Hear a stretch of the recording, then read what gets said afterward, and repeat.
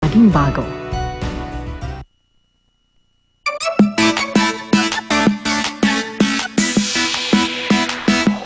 Sa pagising sa umaga, iba kung nauuna ka. Sa pagbangon pa lamang, iba kung masaya ka na. Kung sa unang hirit ay panalo ka, ang buong maghapon ay tiyak na sisigla.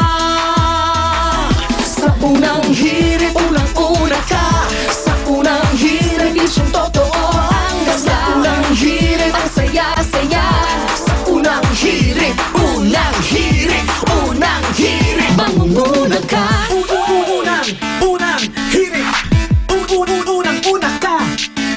Balitang dapat na malaman, impormasyong may pakinabang.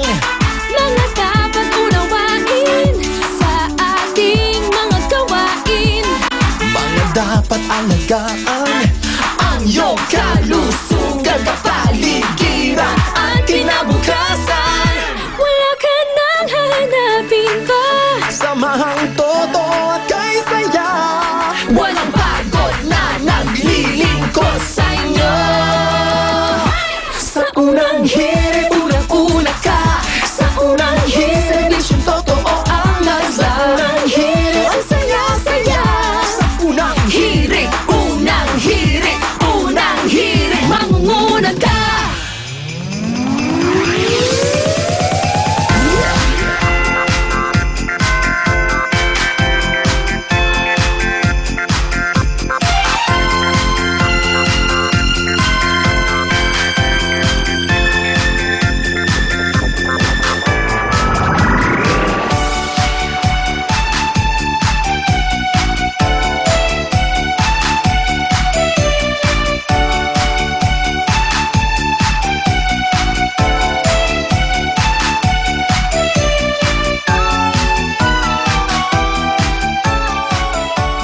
Merry Christmas, namalwalhati. Ang pag-ibig ang siyang naghari. Araw-araw ay magiging Pasko lagi. Ang sanhi po ng pagparito, hihingi po ng aginando. Kung sakali kami perwisyo, pasensya na pagkat kami namamasko. Okay, namamasko po kami. Good morning mga ikan. Good morning, ladies. Good morning, Leather. Okay, November 16, Tuesday. Kasi walang pasok. Sa mga nakakalimut dyan, holiday po ngayon. Ba, nagulat pa kayo. Ba't napagising ang unang umaga? Okay. Bilang pakikibahagi po yan ng ating mga kapuso sa Muslim, diyan po sa kanilang celebration ng Eid al-Adha, yung kanilang Festival of Sacrifice.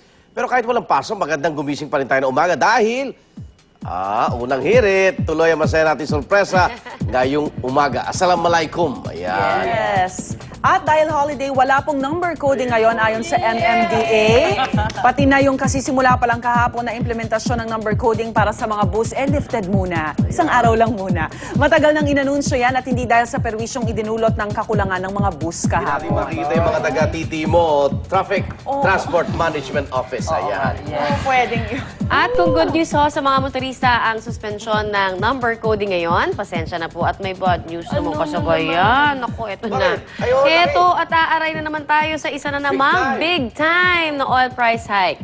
Kaninang madaling araw, nauna na ho ang Shell at Chevron at nagtaas na sila ng 2 piso. Sa kada litro po yan ang kanilang diesel at kerosene. Ayan. At piso at 50 sentimo naman ang dagdag sige sa unleaded gasoline at 75 sentimo naman sa regular gasoline. Pareho rin na magiging oil price hike ng Eastern Petroleum mamayang alas 6 ng umaga at Phoenix Petroleum mamayang alas 10. Kaya kung wish yung hindi na intindihin ang pagkataas ng presyo ng mga bilihin balang araw, eto na lang ata ang solusyon. Tumama at pakuha ang big time na jackpot. Alright. Sa 655 Grand Lotto kagabi, ito po ang lumabas ng lucky number combination. 43, 13, 29, 44, 4, at 20. Pero talagang mailap ang swerte at wala pa rin nakachamba sa mga numerong yan. Kaya naman bukas ang susunod na pagbola, ang kahapon na mahigit 456 million pesos na jackpot, baka umabot na sa kalahating bilyong piso. Sorry. Hintay na lang ako. Waiting for me. Tatayan talaga. Aabot yan sa birthday ko. Dalawa lang. May time na ba yung dalawa? Ang daming pasok. Balik taya lang, balik taya. Parang ngayon nga lang, medyo tumagal-tagal lang loto eh, di ba? Parang dati mas mabilis-bilis eh. Oo. Mataas yata. Tulog pa, para managinip pa. Okay na. Ang mga numero. Okay, eto na. Simulan natin ang pagbabalita sa ating top hirit.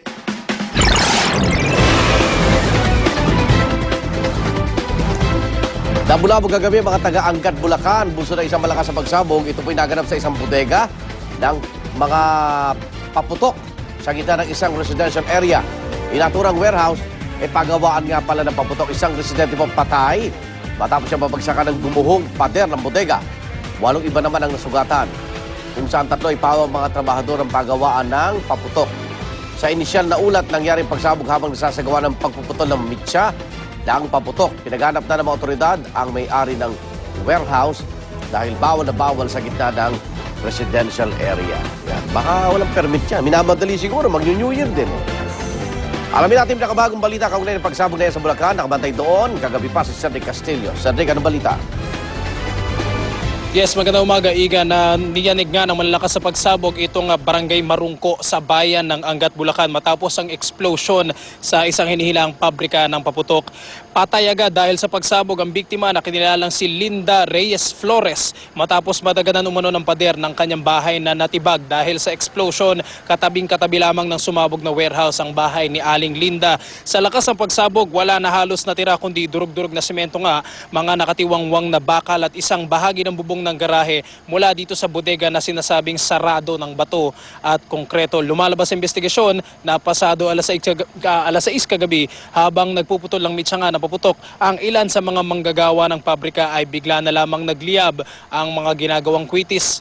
Sugatang isinugod naman sa iba't ibang mga ospital ang iba pang mga na manggagawa at iba pang mga residenteng nadamay dito sa explosion. Ayon sa Bulacan PNP, ay inihahanda na ang reklamong illegal manufacturing of fireworks at reckless imprudence resulting to homicide and multiple injuries laban sa mag-asawang may-ari ng pabrika na hanggang sa ngayon ay pinaghahanap pa ng mga otoridad. Yan muna ang pinakahuling balita mula rito sa Angat, Bulacan. Balik muna sa inyo, Igan. Okay, so malinaw, walang permiso yan, Cedric? Cedric, malinaw, walang permiso? Okay, babalikan natin mamaya si Cedric Castillo. Dahil alam mo, pag walang permiso, diyan na lumalabas yung kawalan ng kalidad. Diba, minamadali na yan. Tataka naman kung paano napasok yung mga... Kasi mga ganyan imported yung mga gamit yan. Naka-ano yan eh, baldi-baldi yan. So, Actually, paano na ipupuslit yan? yun din yung talagang tinitignan nila kagabi, no? Yung inspector kahapon na na-interview namin sa News on Q. Sinasabi niya na malamang sa hindi, wala nga tong permiso kasi nasa loob nga ng residential area. Oo. Tago eh. So hanggang ngayon wala pa rin, hindi pa rin nila nakakausap yung may-ari. So good luck sa mga patong-patong na kaso. Kung mahala pa nila. Tsaka hindi pa nga paputok, nakita rin, puro kwitis lang to eh. Bakal na yan. Kwitis eh. Pero Di ba? parang Mga hindi lang ting-ting-ting kwitis eh. dahil Ha? yung pagsabog parang ganun ba? binomba eh. Hindi, kasi yung mga gamit niya, yung material talaga. Oo. Raw materials pa eh. Samantala, nagsimula na pong dumaloy ang pinangangambahang lahar sa paligid ng Bulkang Bulusan dahil sa mga pag-ulan. Umaga ng unang may mapansing pag-agos na ng lahar sa Barangay Cogon sa bayan ng Irosi. At kasabay ng lalong paglakas ng ulan sa bandang gabi, dumaloy naman ang malapot na putik na may abo. Pero maigi na raw na may paunti-unting buhos na magpapadaloy agad ng mga abo kesa naman maipon po ang abo sa bunganga ng bulkan at bumuhos ito ng biglaan. Sa ngayon, naka-alerto pa rin ang buong Irosin at mga kalapit bayan sa paglikas anumang araw o anumang oras para makaiwas sa pinsala na dala ng lahar. Meron na rin silang mga kampana doon para magsilbing babala kung sakaling kailangan na nilang lumikas. Yan yung sinasabi ni Director Solidum. Dahil naipon eh, puro di ba, puro ash, explosion eh. Naipon sa gilid, pinangangambahan nga nila pag umulan, ayan na. Yan na yung lahar. Yan ang delikado rin. Ayan, wala rang tigil ang ulang kahapon. Sabi ni Raon na dun sa... Actually, kagabi, nagkaroon pa uli ng ash explosion eh. Mas malaki sa mga nauna. O, kaya pinangangambahan ngayon, kung di titigil ang ulan, lahar. Ang magiging panganib ng mga residente doon. Ingat po, dyan sa may Irosin yung dumadali niya sa Sorsogon. Ano na? Samantala. Ayun na tayo.